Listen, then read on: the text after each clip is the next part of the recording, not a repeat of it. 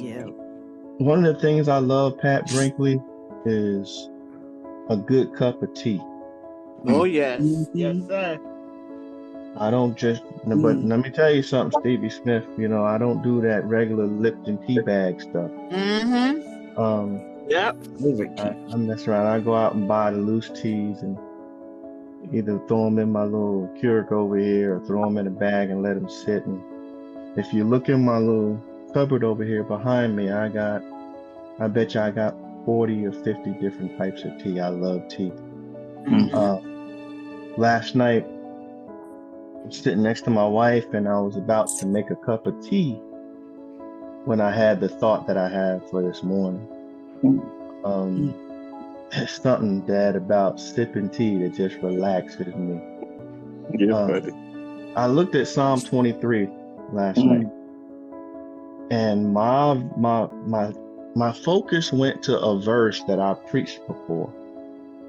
Um, and I want to use it this morning to encourage someone who either sees the weapons being formed, or you can sense that they've been deployed, or maybe you're in a place where you see the enemy kicking up dust around you. Yeah, I want y'all to get this morning. Yes, yes, yes. I want some of y'all might even hear the sound of danger and despair. Some of you might even be in the heat of something right now, or maybe somebody's sitting in a dark place right now. But when I'm going through, now, I'm not saying that Yes, Lord. I initially stand up and buck up. That's not, I'm just going to be honest with you. Sometimes I have to sit there for a minute. And then once I sit there long enough, I remember God. And there's a verse that encourages, strengthens me, y'all. And I think sometimes when y'all read it too fast, so you don't really grab a hold of the meaning. So I want y'all to hold on to Psalm 23 and 5 this morning. But I want you to hold on to some of David's words. I'm taking his copyright this morning, Dad. I don't think he'll sue me. And I'm paraphrasing this morning, Roderick McDaniel. But David said, you know what? In this valley that I'm in, there's evidence of death, and danger. But he said, he was speaking to the Father, whether y'all know it or not. At this point, he says, I don't fear because I know you're here. I want someone to hold on to that this morning. I dare somebody that's in that place this morning say, I don't fear, Father, I know you're here. I know you're here, Jesus. I know you're here. I don't fear. You prepare a table, you prepare a table before me in the presence of my enemies. That's right. Yeah, I think somebody getting that this morning a little early. Y'all done messed up and grabbed the hold on that. And he went go further there, y'all. He said, you anoint my head with oil. And regardless of how empty I'm feeling, I'm feeling this thing already. Regardless of how empty I may be feeling right now, my cup I know is running over right now. Yeah, I want y'all to marinate on what I just gave you there. They have this saying that our God is an on-time God.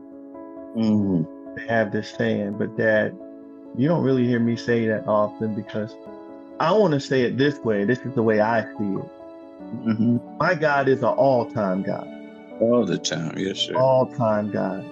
Regardless of what I go through, and regardless of when I go through it, Lisa Rankins, he is God.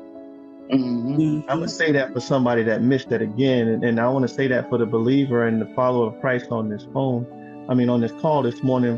Whenever we go through, he is God. Regardless of what we go through, he is God. He was God yesterday, Dad. Yeah, he was. Yeah. And he is God today. Yes, Pat he is. Franklin. Yeah. All day long. And Chardell Brown, he's gonna be God tomorrow too. Yeah. Yes. Yeah. And this is my experience, Bernard Brown. I hope y'all don't mind me walking through this morning. He's able to go into my past and erase all my pain. That's just amazing how he's able to do stuff like that. And he shows up in the most dark moments, the most bleak situations, and he shows me over and over again, Rhonda Brown, that he's able to make a way out of no way today. I'm talking to somebody who needs him to be God today. Mm-hmm. And he's the God who has already worked out the detail of your future long before you even get there. Before you even get to the next spiritual battle, before you get to the next physical battle, before you get to the next emotional battle, our omnipresent God is already right where we need him. And when we need him, I say it again, he's an all-time God. He's an all-time God.